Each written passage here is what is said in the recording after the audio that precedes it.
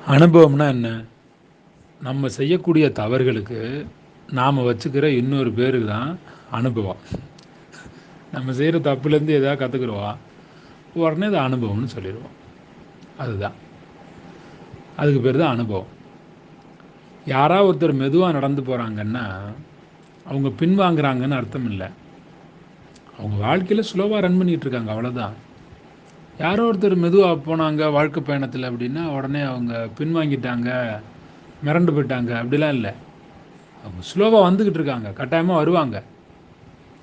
கல்வி அறிவும், சுயமரியாதை எண்ணமும், பகுத்தறிவு தன்மையும் உங்களை கட்டாயமாக உயர்த்தி காட்டும். உங்களை நீங்களே பலவீனன் அப்படின்னு நினச்சிக்க கூடாது. சில பேர் அப்படி நினச்சிக்கிட்டு இருக்கிறீங்க. நல்ல சுய ஒழுக்கத்தோடு மிகச்சிறப்பாக வாழணும். நல்லபடியாக இருங்க, சந்தோஷமாக இருங்க, கொஞ்சம் பக்தியை வளர்த்துக்கங்க. உங்களை விட யாராவது புத்திசாலி இருந்தாங்கன்னா அவங்கள மதிக்க பழகுங்க. கொஞ்சம் அறிவுத்திறனை யாராவது நடந்துக்கிட்டாங்கன்னா அவங்கள மதிக்க பழகுங்க. சில பேர் நாணயமான நண்பர்கள் வேணும் அப்படின்னு நினைக்கிறாங்க. நல்ல நாணயமான நண்பர்கள் உங்களுக்கு வேணும்னா உங்ககிட்ட நாணயம் வேணும்ல.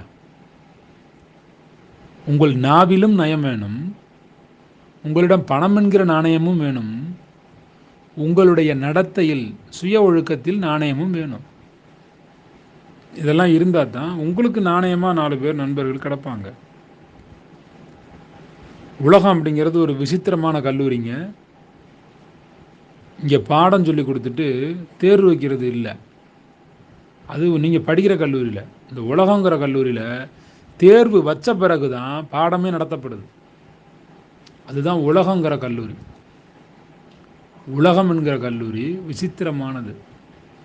பள்ளிக்கூட கல்லூரி அது வேறு, பள்ளிக்கூடம் படிச்சுட்டு வருவீங்கள்ல அது வேறு, இது வேறு, ஒன்று வித்தியாசம்.